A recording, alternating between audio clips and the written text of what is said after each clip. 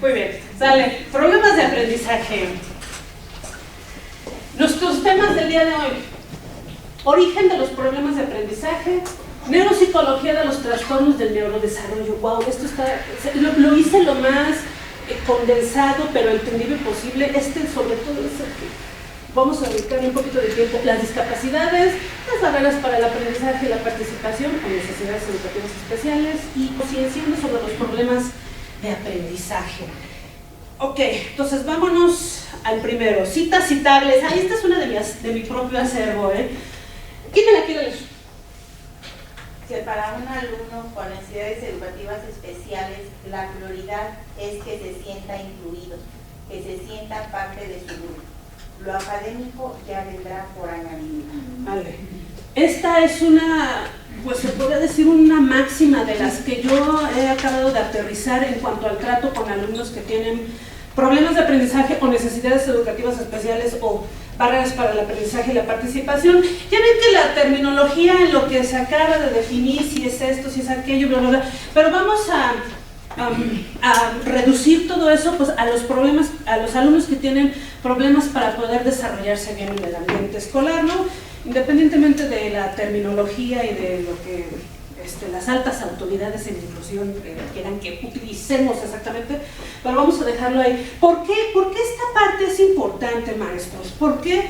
Antes de pretender que un alumno que tiene estas necesidades educativas especiales, ahorita lo vamos a acabar de definir y de desentrañar, ¿por qué es importante que primero el alumno pueda sentirse parte de su grupo y ya luego ver cómo se desarrolla académicamente? Yo creo que eso es básico, ¿no? Que el niño se sienta seguro, que se sienta feliz, que se sienta contento en un grupo. Si ya está feliz, si ya está contento, está seguro, yo creo que lo demás lo va a ir adquiriendo poco a poco y va a depender ya de la estrategia, ¿no? De la estrategia. Pero yo también siempre he dicho, un niño feliz, un niño contento, se va a desenvolver y va a ir aprendiendo, porque un niño con preocupaciones, con necesidades, pues va a ser también complejo.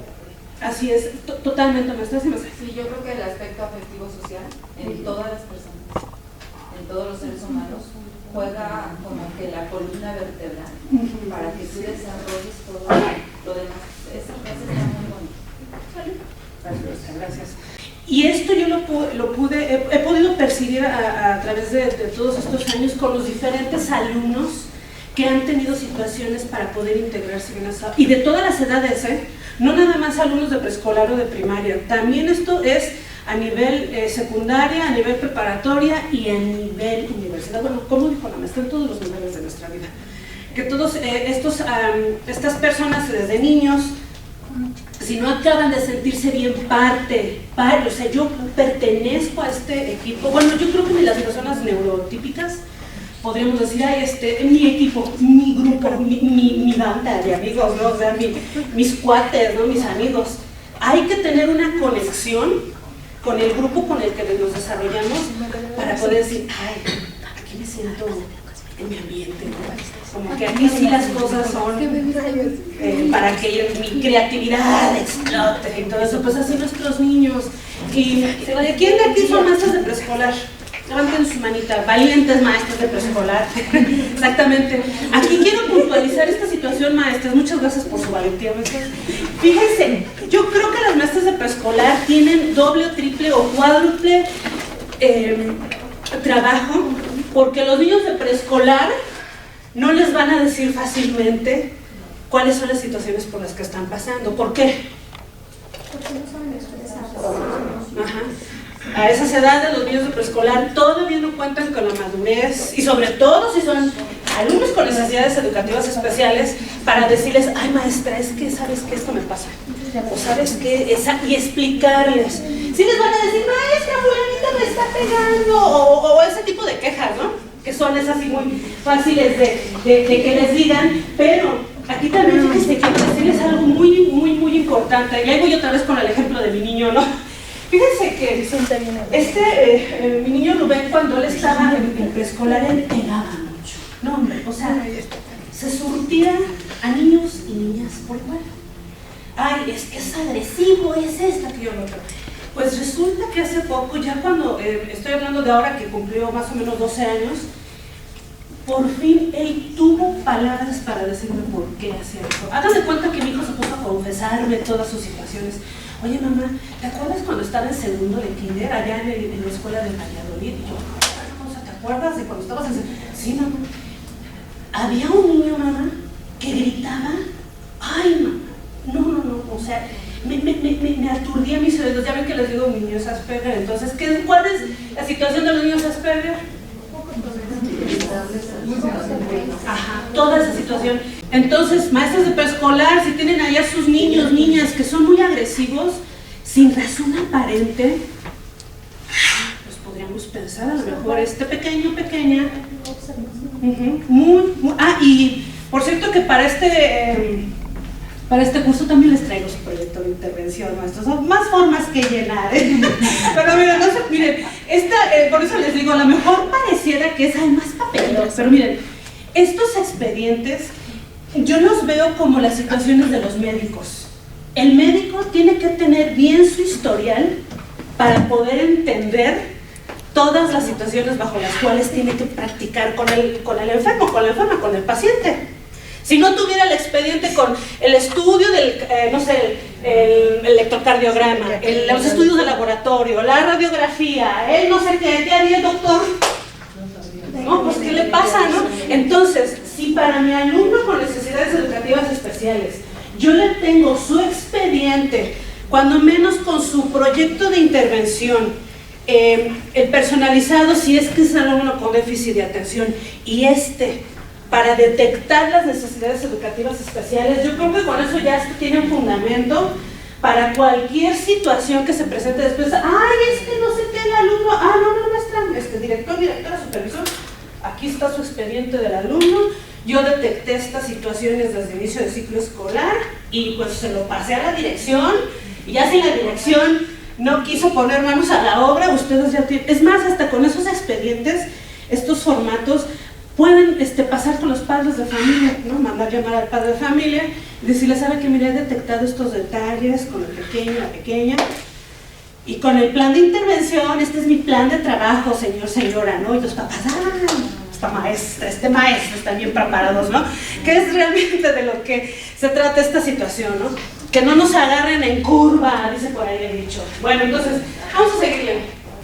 Escuchamos aquí lo que dijo la maestra, el poder hacer observación, este tipo de observaciones y registrar, te ayuda que, híjole, ya van a dar que las 12, ¿no? Ya se aproxima la hora, puchi, ¿no? Entonces ya hasta para tu planeación, maestra, ¿poco no? Pues sí, ya sé que a las 12, como que más o menos actividades planeaba para cuando ya sabía que iba a aparecer ahorita ya al final de que que me dieron esos formatos de la psicóloga. Pero si yo trataba ya, inclusive hasta el separado de los compañeros un poco, porque se empezaba a alterar mucho. Entonces sí, ya me daba cuenta que era a las 12, de las 12 a 12:30 empezaba y pues bueno, y hacer las adecuaciones correspondientes, ¿no? El juego, no sé, sacar al grupo o sacarlo al alumno más allá. mantenerlo ocupado, pero exactamente, para que no se, ya saben, no caer en círculos viciosos que me lleven a pues, situaciones que no se deben de dar en la relación profesor-alumno, ¿verdad? Vamos con los círculos, ¿verdad? Muy bien.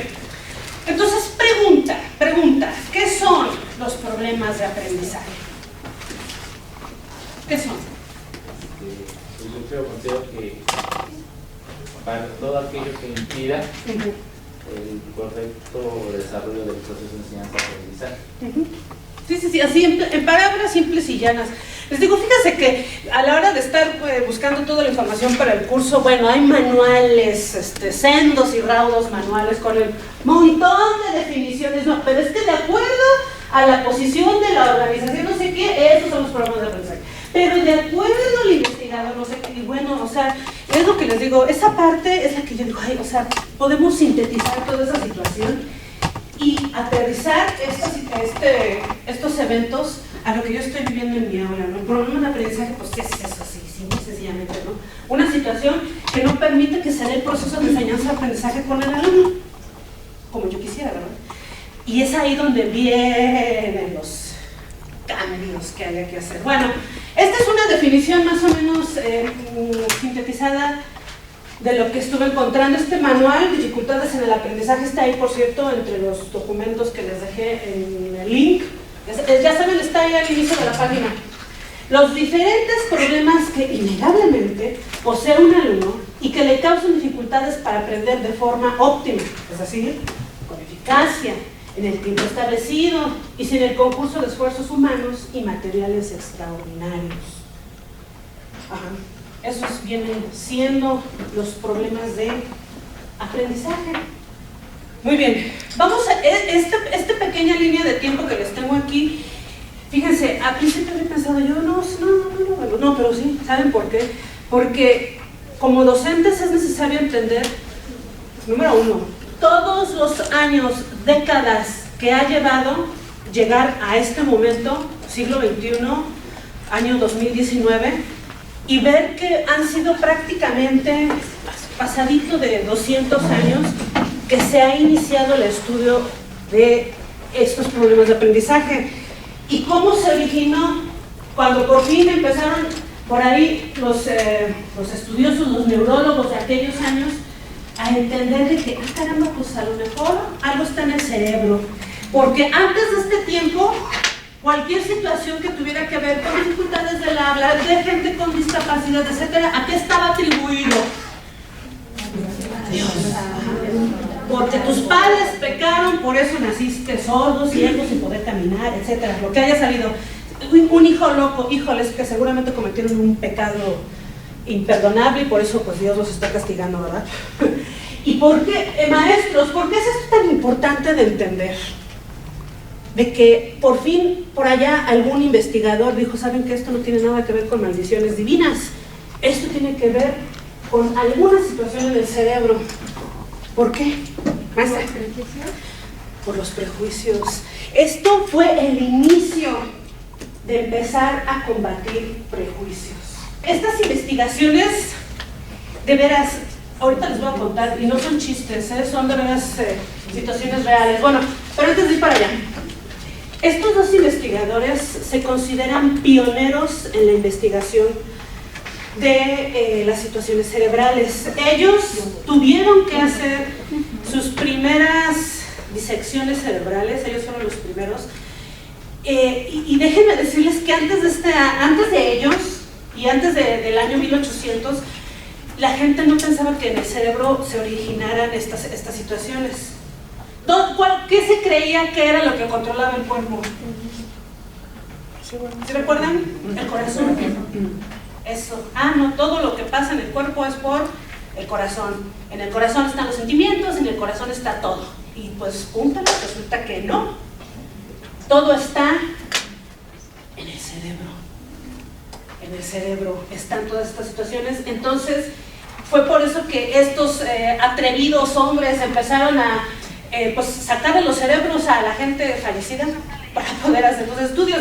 De hecho, tuvieron un paciente con el cual fue que pudieron ellos descubrir que en esas áreas del cerebro, la famosa área de Broca, que está en la parte del lóbulo prefrontal, y el área de Wernicke, que está en la parte del lóbulo temporal, ahí se originan todo lo que tiene que ver con el habla.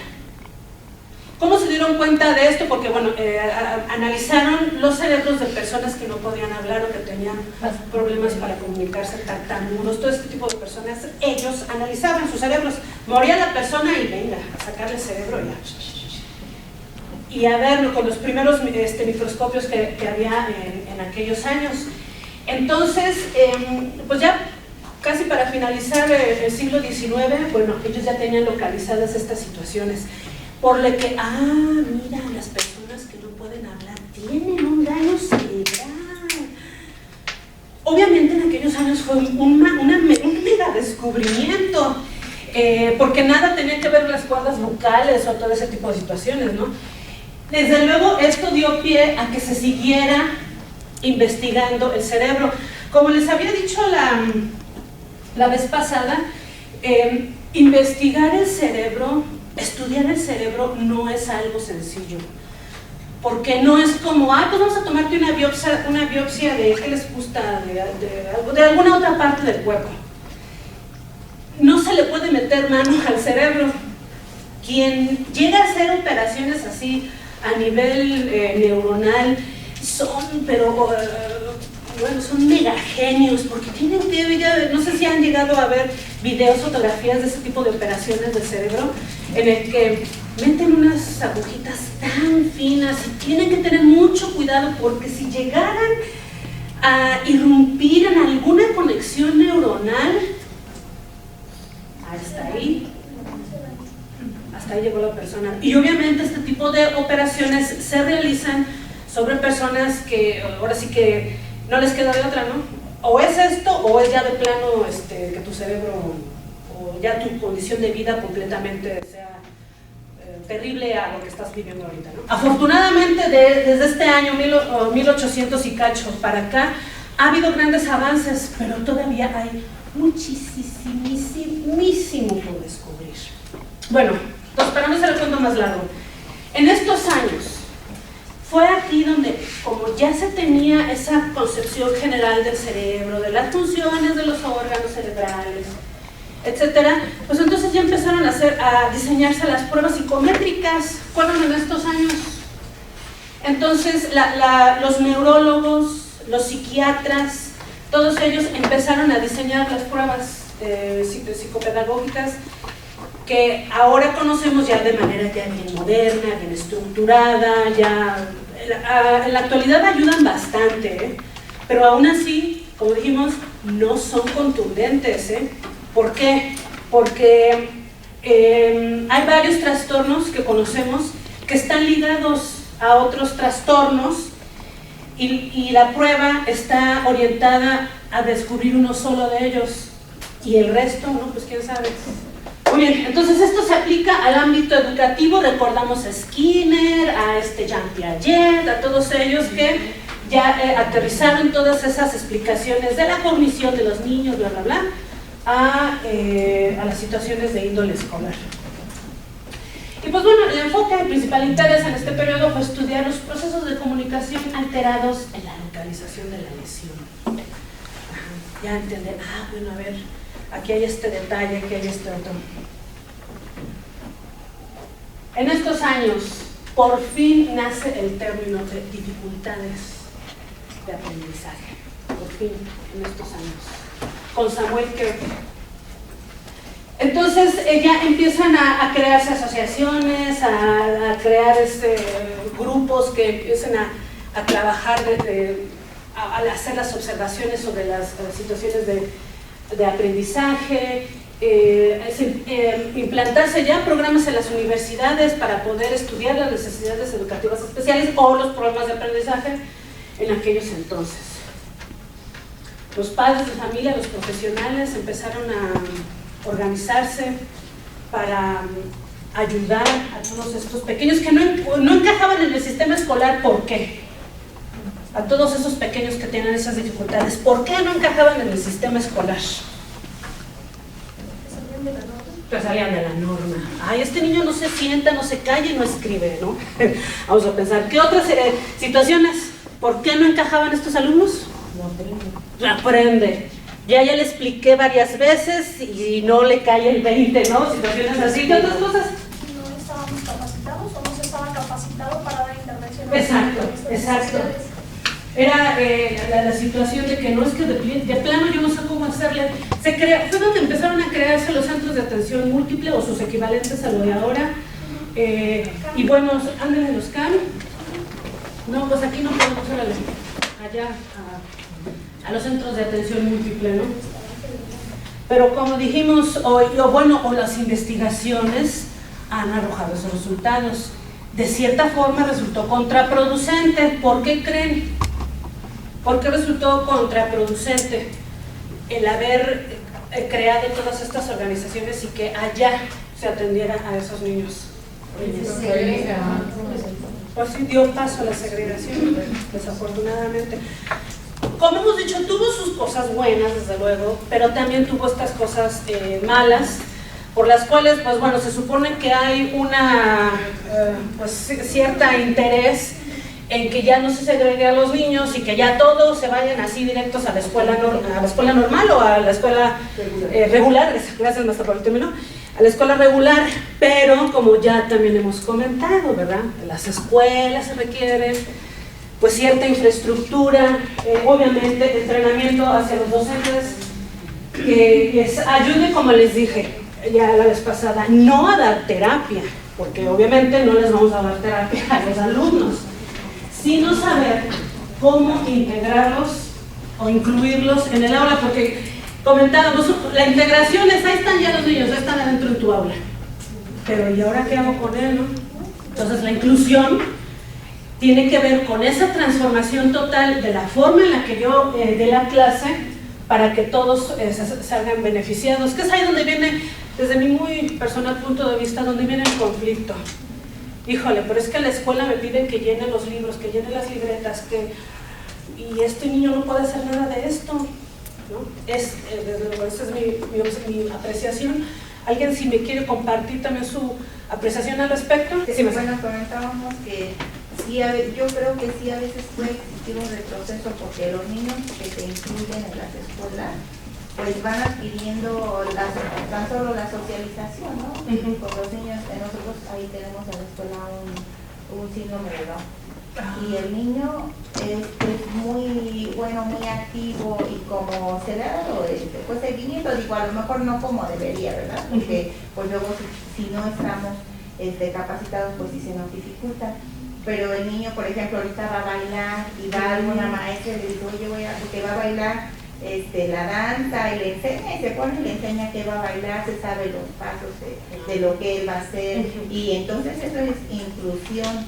No va a un taller, por ejemplo, de dibujo y se expresa, o sea, entonces pues tiene más áreas para aprender, ¿no?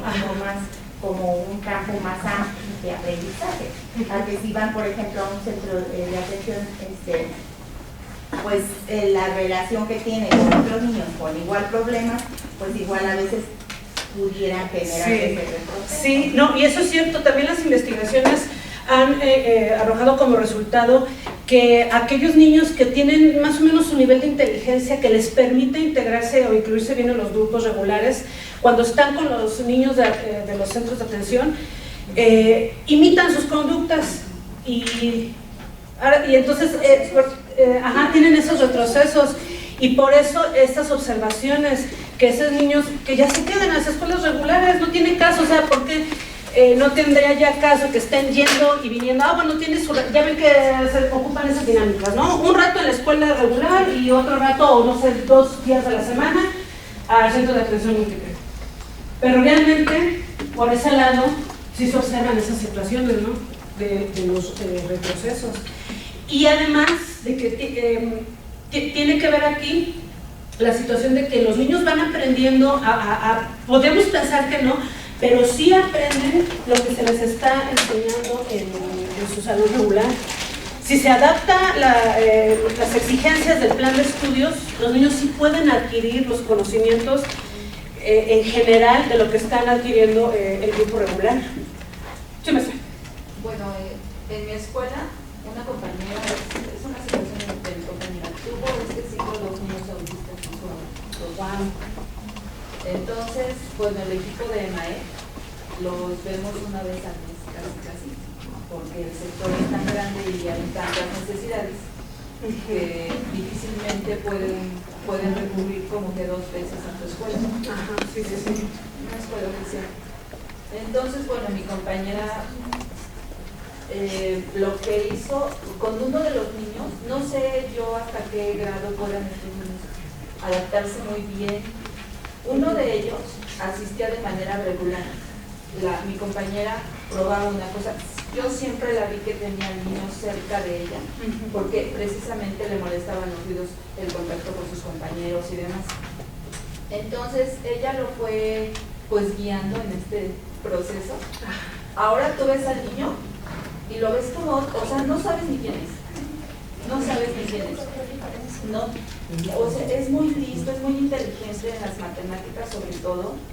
Resuelve problemas, o sea, yo lo veo súper bien. El otro niño dejó de asistir más de medio ciclo por cuestiones familiares y demás. Es inteligente porque esta área matemática de razonamiento sí la tiene muy desarrollada, su mamá se ha ocupado en él, más sin embargo en lo afectivo no. Y mi compañera eso dice, bueno, yo recibí poca ayuda porque eso fue la realidad, el mérito sí es de ella. Yo recibí poca ayuda del equipo especialista, más sin embargo con mis adecuaciones, mis estrategias, que esto no me resultaba, le hacía de otra manera. Logró sacar a estos dos chicos, pero ella dice, si el otro hubiera asistido, yo creo que se empatan los dos y logran salir adelante. Ahora el otro chiquito, pues, casi siempre se ha dicho, regularmente siempre se ha dicho con la misma situación. Pues sí, también quería yo comentar eso. La verdad es que sí nos causa mucha angustia a los maestros que no tenemos como que estudios sobre psicología o sobre cuestiones de este tipo, porque te enfrentas a una situación que dices, ¿ahora cómo le hago? Sí. ¿Cómo le hago? ¿Por dónde me voy? O sí, es difícil. Para nosotros es difícil porque no nada más tienes este chiquito. Tienes toda una variedad. 30 niños y ya te está gritando, entonces es difícil. No sé, ¿alguien más que quiera compartir algo parecido? A ver, maestro, por favor. Bueno, el sistema educativo en general ha sufrido diversos cambios y esos cambios de alguna manera nosotros como docentes nos toca comprometernos hacia el aprendizaje de los alumnos. En relación, por ejemplo, a la educación especial, años atrás, cuando se manejaban los grupos multigrados, en donde estaban todas las discapacidades en la atención de un grupo en particular, por ejemplo, tenían grupos de ciegos, tenían grupos de sordos, tenían grupos de síndrome de Down. En el transcurso del tiempo vieron que esto no funcionaba por X motivos, ¿no? O sea, porque no se podía, no había esta cuestión de la integración. A nivel nacional se dio este programa de integración educativa, que de ahí fue la transición de muchos niños con discapacidad hacia las escuelas regulares. Posteriormente, ya cuando surge el programa de inclusión educativa, va cambiando, ¿no? Incluso hasta las formas de atención. En los centros de atención múltiple, que anteriormente se atendía a una discapacidad, pues ya no se atienden. Son alumnos que deben estar en la escuela regular, hablemos de una sola discapacidad, y eso sería superficial o moderado, ¿no? Aquellos que tienen posibilidad de estar aún así con todas sus dificultades, ¿no? Que representan y los retos que tienen. Y los centros de atención, al menos en Hidalgo, los centros de atención múltiple atienden lo que es la discapacidad múltiple, es decir, más de 2 discapacidades o la discapacidad severa. Entonces ahorita que se está dando nuevamente el cambio de la transición, pues está en esta idea, se está proyectando de desaparecer obviamente educación especial para transitar hacia el modelo de inclusión educativa. Pero ¿qué conlleva todo esto? O sea, los chicos que tienen alguna discapacidad, que es una, pues obviamente los retos para los docentes de cualquier nivel pues van a estar difíciles, porque no se pueden en un ciclo escolar ser especialista para la atención de una discapacidad. Hablemos, por ejemplo, niños con el sistema, o sea, niños ciegos que requieren el sistema Braille, ¿no? El docente tendría que aprender el sistema Braille y el abaco para ver la movilidad, la orientación y demás. Niños con síndrome de Down, obviamente hay métodos específicos como el método troncoso y demás. Los niños con autismo, esta parte de la percepción, ¿no? De la percepción, de la sensibilidad, y obviamente los niveles de agresión, porque también presentan diversos niveles de agresión. Y en el caso de los niños con sordera, obviamente la parte de la lengua de señas, que como lengua, como idioma, no se va a aprender en un curso, en un tiempo muy corto. Entonces todos esos retos, por supuesto que los tienen que ir abordando el docente de escuela regular en algún momento, y que ya nos toca, ¿no? Yo creo que ya muchos de los docentes que aquí estamos presentes, pues atendemos a alumnos con discapacidad, y por supuesto que empleamos sin fin de herramientas, pero también en ese cambio tan rápido que tenemos que ir adoptando medidas muy rápidas, pues también tenemos muchas equivocaciones, ¿no? O sea, de lo que se puede lograr a una especialización, pues obviamente nos vamos dando de topes, porque a lo mejor tengo, nada más por poner un ejemplo, tengo un niño con sordera, ese niño con sordera no va a adquirir la lengua escrita ni en todo el sistema educativo. O sea, y el aprender una lengua nueva nosotros, y lo podemos ver incluso hasta con las personas digamos, de los pueblos indígenas, ¿no? Ajá. O sea, el que yo hable náhuatl, el que yo hable el otomí, pues eso ya implica retos muy complejos. Pero bueno, al final de cuentas yo creo que esos espacios propician precisamente eso. O sea, no podemos detenernos, están, ahorita usted nos comparte de estrategias, formatos, para tener esa posibilidad inicialmente, digamos, abierta, para ir recuperando todas esas estrategias que ya existen. Como usted bien dice, no nos vamos a volver especialistas en un área específicamente, pero como educadores, como docentes, sí nos compete estar buscando, ¿no? Para que ese chico logre en la medida de lo posible los conocimientos básicos mínimos que requiere del grado escolar y del nivel educativo donde se encuentra, ¿no? Exacto, muchas gracias, maestro. Fíjese que sí, efectivamente, miren, con esto volvemos a la misma frase de hace rato. ¿Cuál es la prioridad para un alumno con necesidades educativas especiales? Primero,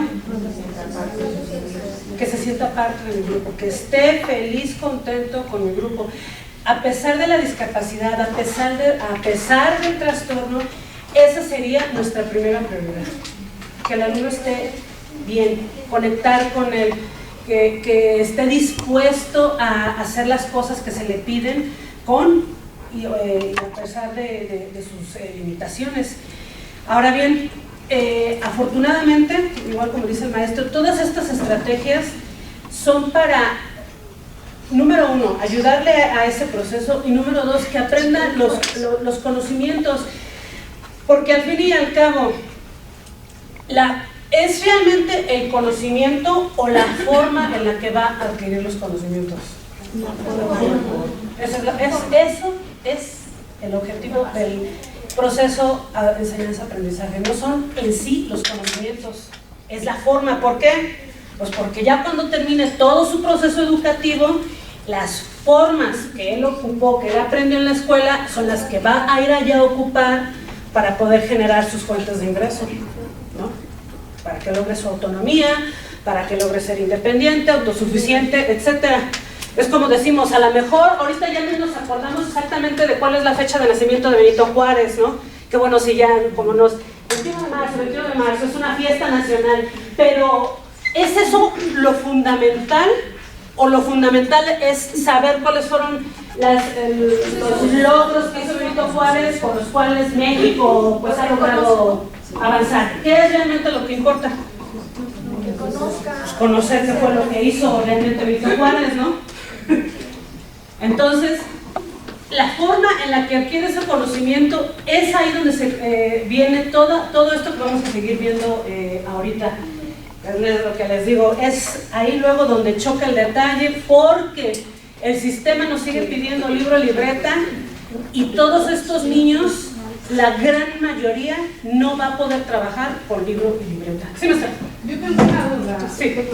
Con ese tema de hablamos de enfermedades, trastornos, de lo que sea características, lo que tiene el infante en su proceso educativo, pero ¿hasta qué punto somos responsables en tal vez casar al niño con una enfermedad que, lejos de entender como sus procesos educativos, la apropie? No, porque yo tengo dos amigos y siempre me causan como controversia, porque uno de ellos tiene 25 años y su vida se la ha pasado diciendo que tenía trastornos y que desde la infancia le detectaron trastornos y que por eso no puede avanzar, y que por eso no se puede hacer cosas, y que por eso no puede terminar una carrera, que porque no es porque él no quiera, sino porque sus trastornos no se lo permiten, ¿no? Y otra amiga siempre se excusa, o no sé, o sea, estoy hablando de mi ignorancia, ¿no? Se excusa en decir, es que yo sufro de depresiones y no puedo, ¿no? O yo sufro de ansiedad y no puedo. Y muchas veces nos damos cuenta que sí pueden, pero como una persona o un especialista les diagnosticó eso, ya son. No, entonces ahí ya no va una onda de si tienen o no tienen, sino cómo me caracteriza un especialista o cómo me caracteriza una persona en la cual estoy confiando. Ajá. Y ahí Sí, excelente observación. ¿Alguien que quiera compartir sus observaciones al respecto? Esto que estaba diciendo la maestra es un detalle fundamental en este tema. A ver, Yo maestra. no soy maestra, pero ¿Es de educación especial? no, yo soy dentista. Está bien, maestra. Digo, doctora, al contrario, no, está bien, al contrario, excelente. Pero cuando una persona yo creo que está diagnosticada, no es que se encasille con, pero hay personas que aquí yo veo dos vertientes. Tiene el apoyo de la familia y claro que puede salir, pero cuando no tiene apoyo de nadie, por supuesto que le es más complicado. Pero cuando está diagnosticado un trastorno, nosotros vemos que puede, pero por ese trastorno, porque ella sabe que no entiende que puede hacer las cosas. Es importante no encasillar a las personas, pero cuando ellas sufren de esto, sí es muy complicado, porque como lo dice, no es de que, ay, yo tengo ese trastorno y no puedo, yo no entiendo, sobre todo los trastornos de depresión, sobre todo ese trastorno es muy frecuente últimamente. Nosotros tenemos ligeramente estamos en cuanto a salud supuestamente bien, pero ellos que sufren ese trastorno no es que los encasillemos, sino que realmente sí. De hecho, una complicación para ellos. Muchas gracias, doctora. Las situaciones de depresión y ansiedad pueden ser tan discapacitantes como una discapacidad intelectual. Así, de veras. Sí hay situaciones que se dan en las que se escudan, por supuesto que sí hay personas, pero si la situación está, es una situación que lleva años, está ya diagnosticada, tú ves a la persona que realmente tiene esta situación, entonces ahí ya no entra la descripción de que sea una situación en la que ellos mismos estén encasillándose, metiéndose, haciéndose su conchita en esa situación, porque sí hay situaciones, sí hay casos de depresión y de ansiedad, que de plano, o sea, la persona tiene que estar encerrada en su casa, porque no puede soportar el estrés de tener que relacionarse con alguien, salir a trabajar, nada, de veras, sí hay situaciones, sus niveles en estos trastornos. ¿Alguien me quiere comentar? Hay características físicas observables que te va a determinar que realmente tienes un trastorno. O sea, un ejemplo bien claro, yo tengo gripa, o sea, es que tengo gripa, porque el médico me dijo que tenía gripa, porque yo le dije que me sentía mal porque tengo gripa. Entonces, cuando hacemos esta dinámica, claro que nos las vendemos y somatizamos. O sea, nos las vendemos y somatizamos. Otra cuestión es, bien importante lo que comenta ella, es que tengo depresión. Ajá, ¿quién te la diagnosticó? Y son los casos que nos llegan a nosotros. Es que mi niño tiene trastorno de déficit de atención con hiperactividad. Ajá, ¿quién te lo diagnosticó? Digo, nosotros como psicólogas, bueno, ¿quién te lo diagnosticó? Frente a grupo, ¿eh? No, pues es que la maestra de preescolar me dijo. ¿Y qué perfil tenía la maestra? Pues era, creo que licenciada en educación preescolar, o sea, ni siquiera saben con quién está tratando su niño. La compañera decía, híjole, se me terminó el ciclo, hice una adecuación con un formato que me trajo el psicólogo. De verdad que sí es bien importante que nosotros contemos ese apoyo multiprofesional. Es bien importante, porque nosotros tenemos que tener un diagnóstico bien sustentado, bien físico. ¿Sabes qué? Trae un trastorno, o sea, neurológicamente mi muchachito no está capacitado. Ok, ¿quién te lo diagnosticó? El neurólogo fulanito de tal. Ok, y ahí partimos con estrategias. Como psicólogos deberíamos de traer un DSM-5, así, bajo la mano, para que podamos ver las características de un depresivo. O sea, pregúntale a tu amigo o tarea qué características tiene un depresivo, porque lo tienes que observar. Entonces, hoy, por zona de confort que tenemos algunos padres, es que lo llevé al médico porque la maestra de preescolar me dijo, o lo llevé al psicólogo y el psicólogo me dijo que tiene TDA. Ajá, y luego ¿qué hicieron? No, pues ahí no tuve. Sí, pero ¿qué hicieron? La intervención entre más temprana sea, da mejores resultados. Entre más temprana, entonces hay que estimular, hay que socializar, hay que integrar, hay que poner reglas, tiempos, turnos, para que podamos hacer esto más adelante con menos rezago. O sea, con menos rezago. Entre más dejamos una situación, se acrecenta. Entonces, es muy fácil cortar esta parte. Creo que todos los que estamos aquí estamos por conocer algo o actualizarnos de alguna forma o compartir situaciones y estrategias, porque así nos los está exigiendo una sociedad escolar. No importa si el papá, si la mamá, porque vienen los papás y te dicen, es que yo soy licenciado, y yo sé, es que yo soy psicóloga y sé, es que yo soy maestra y sé. Sí, pero la que trata o el que trata con tu niño, el que hace estrategias y adecuaciones con otros 20 niños, soy yo.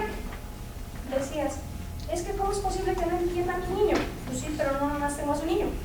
Tengo otros niños que tengo que atender y tengo que darles el mismo respeto, la misma atención, el mismo cuidado y el mismo todo.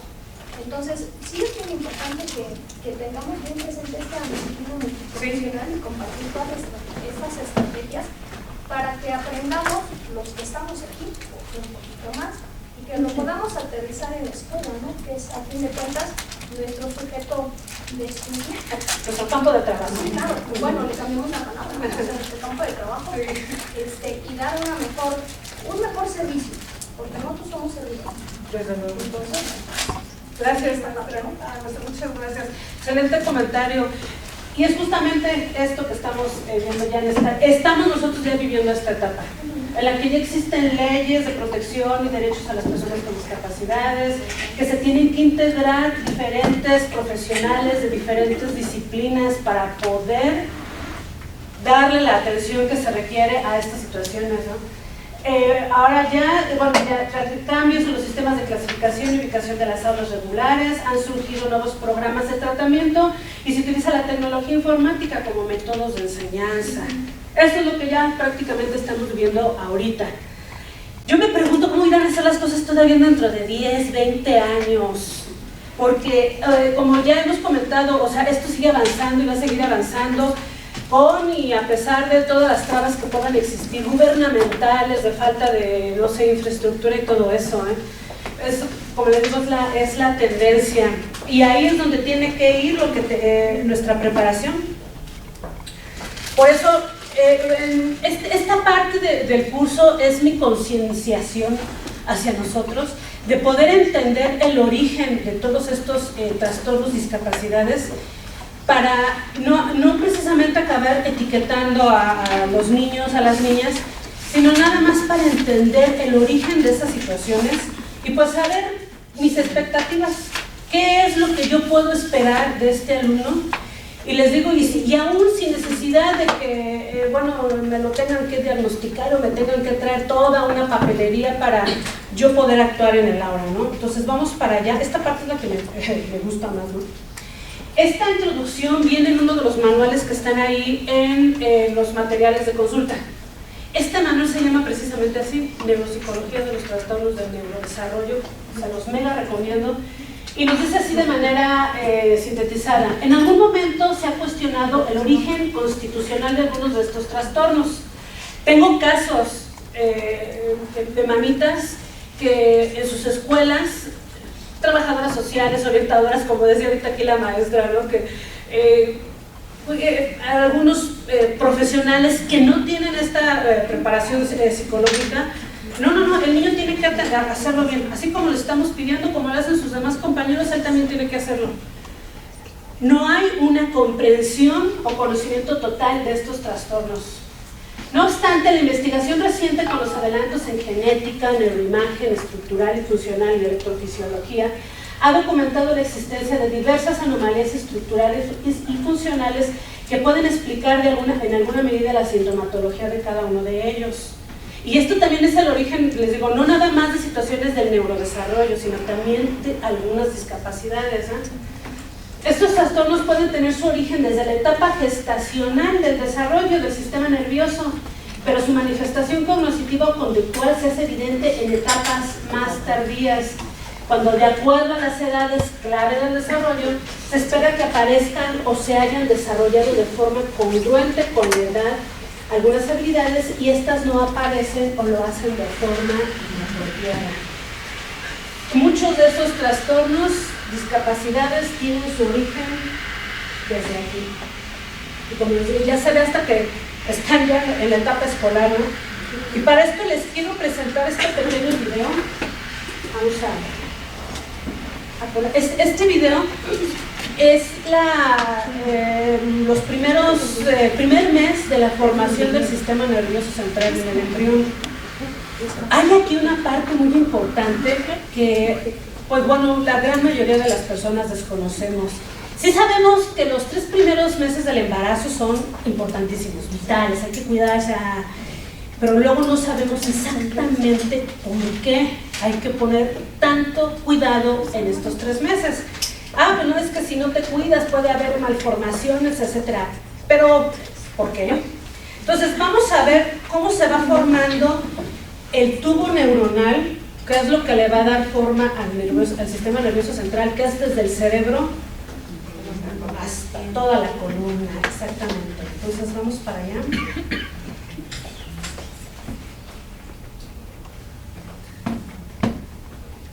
Ok. Allá nos va diciendo día 15 de la edad del embrión. El embrión se va extendiendo, de estar así en su huevito se va extendiendo, y esto es lo que le va a dar forma precisamente a todo el sistema nervioso central. La parte de arriba se convertiría en el cerebro y ya el resto en nuestra columna vertebral. Está primero plano, pero se tiene que hacer como una especie de rollito, que es precisamente lo que va a formar el tubo neuronal. En esa etapa de conexiones, que precisamente se va a conectar y va a formarse ese tubo neuronal, es donde pueden pasar todos los detalles que se puedan imaginar. Todas estas conexiones pueden ser alteradas por los niveles de estrés que se viven durante el embarazo. Muy poca gente lo comenta, ¿Por qué? ¿Por qué creen que esto no se comenta como se debería de comentar? Hay una investigadora que se la recomiendo, se llama Casilda Rodríguez Bustos. Voy a publicar, ella tiene su sitio web con todas sus obras. Reventó por ahí la botella. Bueno, no nos espantan. Y tiene todas sus obras que tienen que ver con lo que tiene que ver con la etapa del embarazo, de la crianza, de lo que es el ser humano, de cómo el estrés que se vive durante el embarazo afecta el desarrollo del embrión. Desde estos primeros días, les digo, apenas 28 días, todo esto ocurre en los primeros 28 días de la vida del embrión. Entonces, analizamos que en esta época las mujeres vivimos nuestros embarazos cada vez más. A ver, ¿cómo vivimos el embarazo hoy en día? Trabajando, estresando. Pero eso sí, ¿verdad? Somos todas unas guerreras, ¿verdad? Soy guerrera, bueno, obviamente esto es crítica, Soy guerrera porque pues estoy sola, yo sola crío a mis hijos, ellos están creciendo muy independientes, no necesitan realmente a su madre y cosas así, ¿no? Sí, me en la actualidad, las mujeres, cuando yo me doy cuenta en mi escuela, viven su embarazo totalmente como si nada más trajeran un bulto ahí, o sea, ajeno a todo lo que ellas se hacen durante su vida. Completamente. O sea, primero soy yo y esta bola que traigo, perdón, a veces así se expresa. Esa parte, o sea, él se va a ir desarrollando, ya luego ya nacerá, pero así es, de alguna otra forma, pues ya te tuve, otras y ahora no lo quieren tener. Ya me parece, bueno, ni modo, lo voy a tener, pero, o sea, ajenas totalmente a decir, ching, ya tengo tantos meses y ahora y lo voy a escuchar. Estar viviendo la conexión, así es nuestra. Fíjense que Casilda Rodríguez, ella inició todas estas investigaciones en la época en la que el feminismo estaba en su, ahora sí que despegando, por allá de los años 60. No estoy en contra del feminismo en ese sentido, pero una crítica que yo sí le hago a estas tendencias del feminismo es de que buscan que la mujer compita con el hombre en el ambiente del hombre. Competir con el hombre para hacer lo que los hombres hacen. Y hemos olvidado que somos mujeres. Las mujeres no podemos vivir como los hombres. Por este pequeño detalle. Por este pequeño detalle. Mi postura es que el feminismo debería de buscar que las mujeres recobraran ser dueñas de su cuerpo, de su feminidad, de la forma en la que viven el embarazo y de la forma en la que crían a sus hijos, sin dejar de ser mujeres y sin querer competir con el hombre en el ambiente del hombre. Algo así como, ok, sí, voy a ser, no sé qué les gusta, contadora, pero poder tomar los días que se necesitan para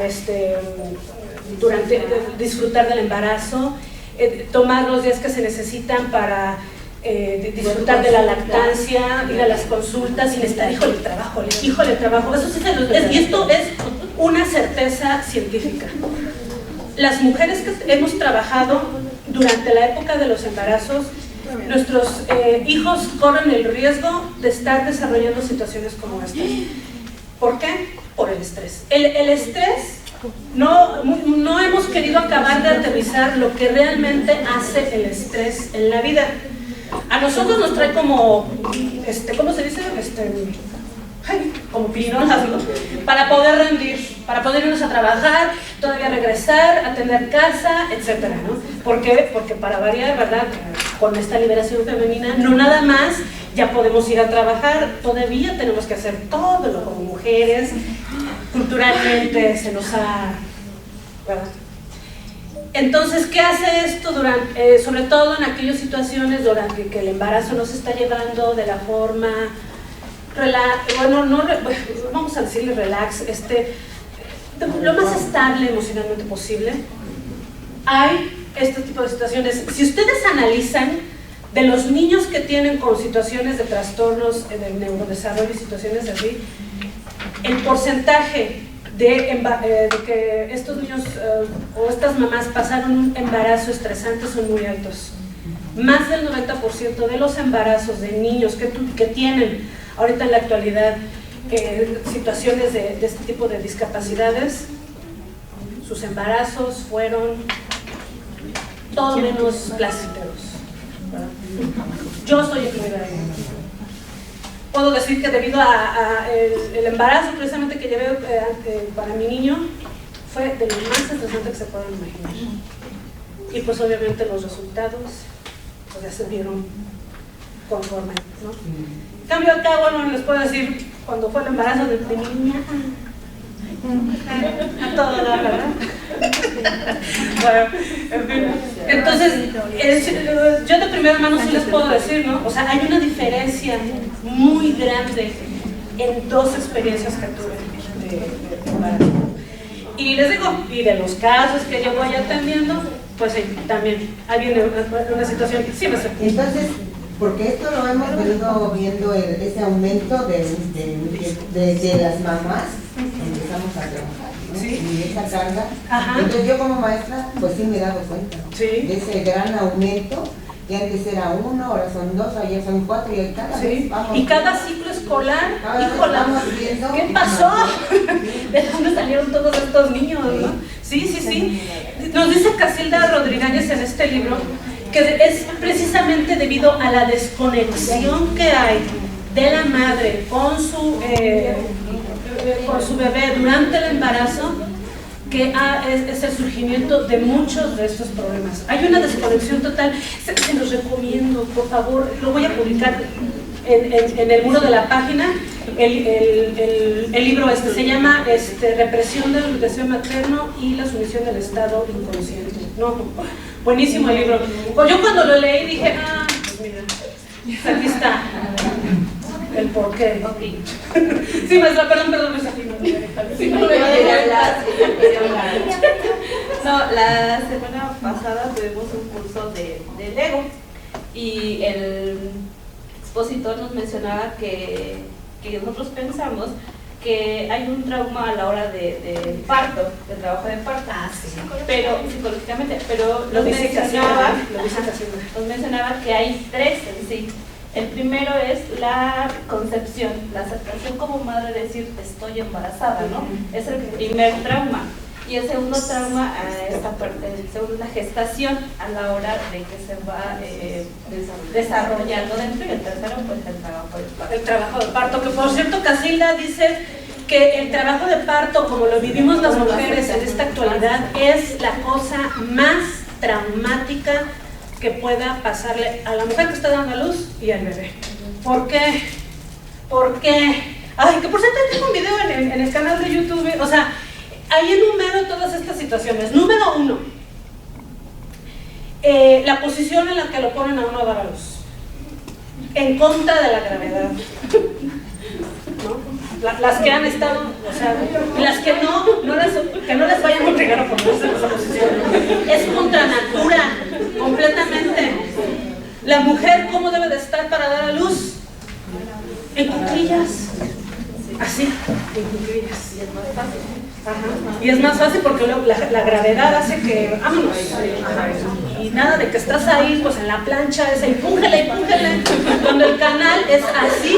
O sea, sí sabemos que el canal de alumbramiento está así, si estás horizontal, así queda el canal de nacimiento. Bueno, en cambio si estás cuclillas, la misma gravedad. En fin, no vamos a entrar en esos detalles porque, ay, nada más, ya estoy sudando, ya no me estoy acordando, pero es una situación tan traumática para los bebés. Nos dice Casilda, la situación de la afectación al sistema nervioso central durante todo este procedimiento es contundente. No hay niño que se salve. Todos, por eso, por eso la realidad. Pero bueno, miren, hay que leer el libro, por favor, se los recomiendo.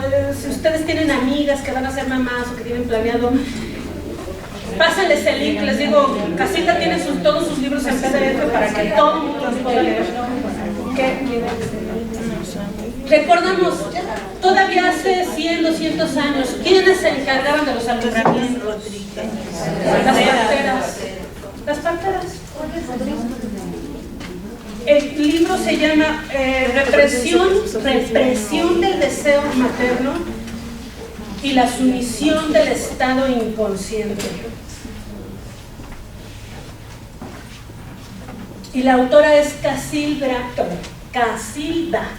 Rodríguez Bustos. Es más, si ahorita la buscan ahí, les sale en Google, y les digo, tiene su sitio web en donde tiene todas sus obras, incluido y muchos otros más, que tienen que ver con embarazo, lactancia, etc. En fin, bueno, es toda una situación que les digo, muchas de las mujeres, o la gran población de mujeres, hemos sido insensibilizadas por alguna situación respecto a nuestros embarazos y la forma en la que estamos criando a nuestros hijos. Entonces, pues, vale la pena eso, deberás analizarse también en un semestre. Sí, para complementar lo que decía mi compañera, de estos tres que tú mencionas en el texto, que son los dos primeros, o sea, la aceptación primero o el rechazo que tiene tanto ella como la madre. O sea, eso lo percibe el niño completamente. 100%. Por eso, aquí hay un detalle muy importante. Hay mucho debate en cuanto a la situación de pues, los embriones, que si se sienten, que no, si no, lo sienten, punto. ¿Por qué? Porque están conectados los bebés a nuestro sistema nervioso. Todo pensamiento genera una reacción química en el cerebro, que a su vez va a generar la serie de químicos que te van a poner en el mood, ya sea que estés triste, alegre, deprimida, todo estado de ánimo está originado por una reacción en el cerebro para que segregue los químicos para que estés en ese estado de ánimo. Pues oye, están los niños, los bebés, el embrión está conectado a nuestro sistema nervioso, a nuestro sistema sanguíneo, a nuestro corriente sanguíneo. Todo lo que pensemos pasa por él. Todo. Hagamos de... Sí, maestra. Dice que hasta la forma de vestir ha cambiado de las mamás de ahora. Pues sí. Ahora traen el pantalón de vestir hasta acá. No quieren, como que no quieren estar en los... Pues es que mire, si analizamos, hay muchos, no digo que todas, por favor, desde luego que hay casos que sí, ¿verdad? Porque lo desean fervientemente, porque es parte de sus metas de vida, pero hay muchachas que no. Fue el accidente, híjole, me falló, y todas otras, una serie de situaciones que pueden venir a causa de abusos, ya situaciones bastante delicadas. Y de esos casos hay muchos.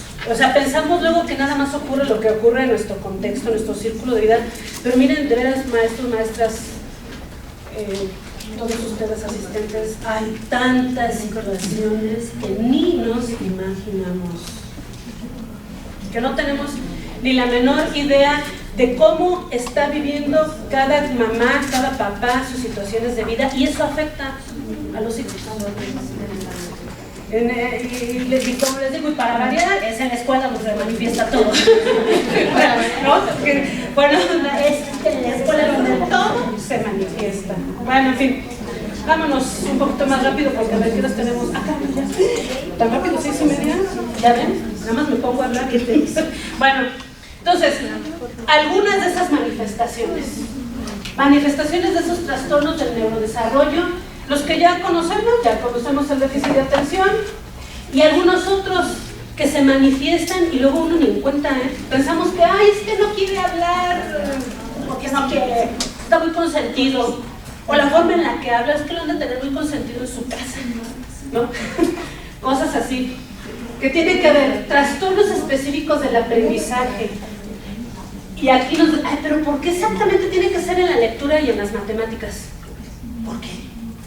¿Por qué? Pues porque hay regiones del cerebro que están especializadas para el habla, como ya lo vimos, el área de Broca y Wernicke, y las matemáticas también. Entonces, si durante esos procesos del desarrollo, en el momento en que se está formando el tubo neuronal y el cerebro, hubo alguna situación que, híjole, hizo mal clic, son conexiones finísimas, pues desde ese momento, ¿vale? Y con todo lo que ya hablamos. Trastornos del lenguaje que se manifiestan de esta forma, ¿no? Trastornos de la comunicación, problemas de la articulación del habla, de la fluidez y de la comunicación social.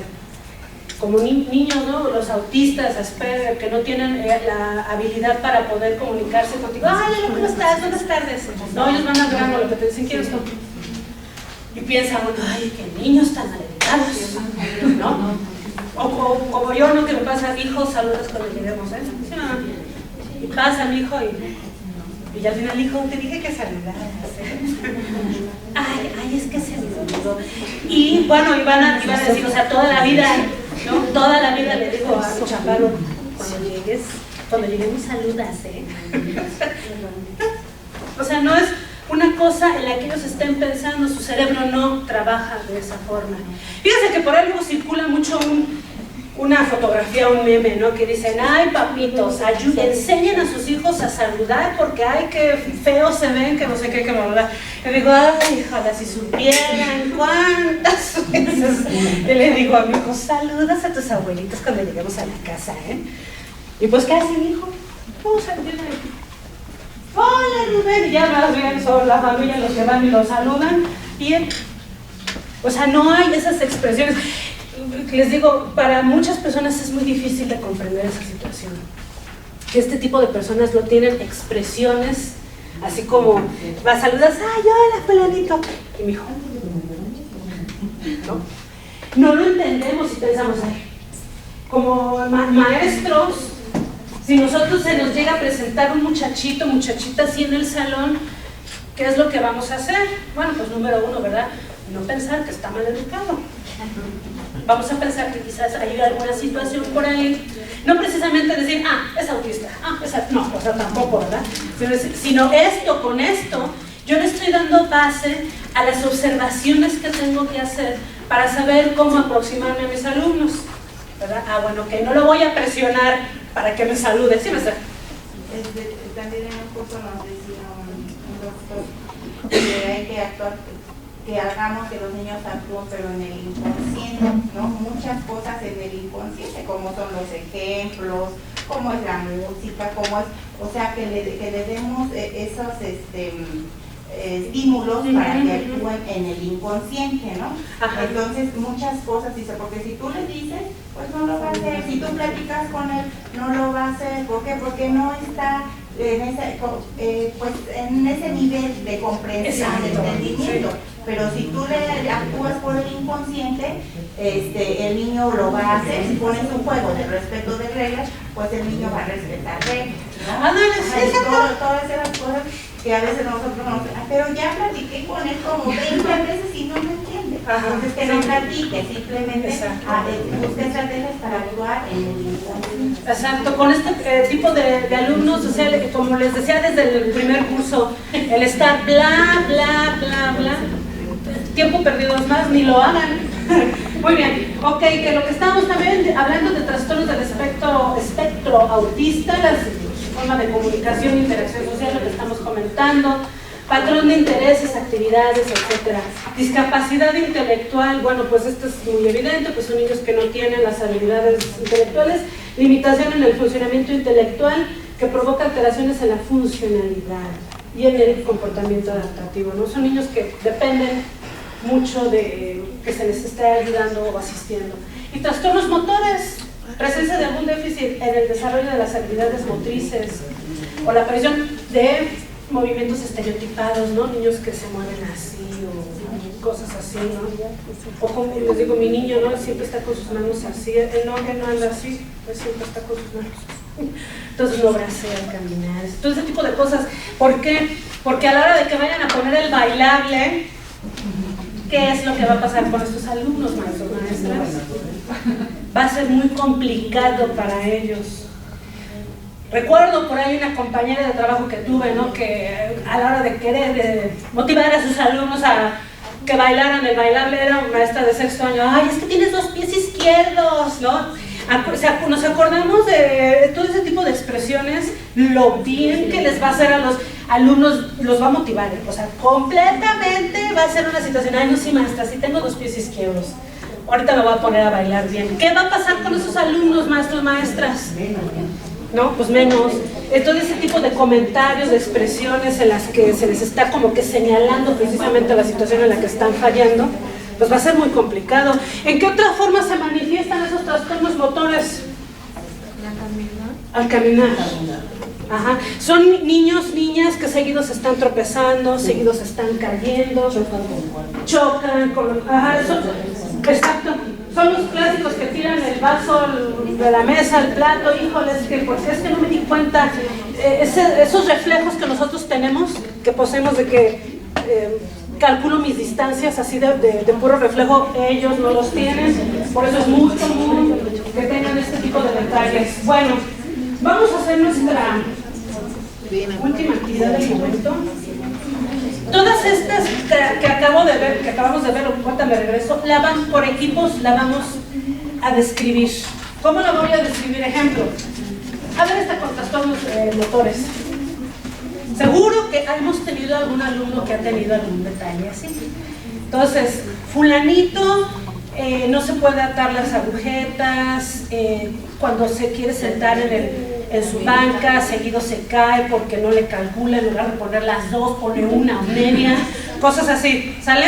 Entonces, equipo 1 me van a describir, a dar bien así de detalles, por cierto, que ya vimos, de un alumno o alumna con déficit de atención, allá maestras, alguien con trastorno de lenguaje, ya están los detalles para que lo puedan checar, discapacidad intelectual, maestros, acá trastorno específico del aprendizaje, que sean con dificultades en la lectura, acá ustedes, trastornos específicos del aprendizaje con dificultades en las matemáticas, acá trastorno del espectro autista, van a describirme algún alumno así, trastornos, bueno, aquí ustedes 4, trastornos motores, y allá nos vamos otra vez, alumno con TDA, ustedes 4 maestras, trastorno del lenguaje otra vez, aquí ustedes maestros, A personas de discapacidad intelectual, ustedes tres maestros.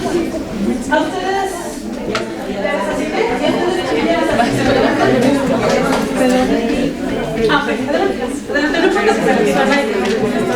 hay solamente estos temas. Entonces, la descripción es un alumno hipotético, o sea, no es necesario incluso que se fijen específicamente a alguien que ya un alumno hipotético, cada uno va a aportar su idea de lo que ustedes ya, de lo que ya vimos y de lo que han visto en sus salones, y ahorita lo van a escribir a la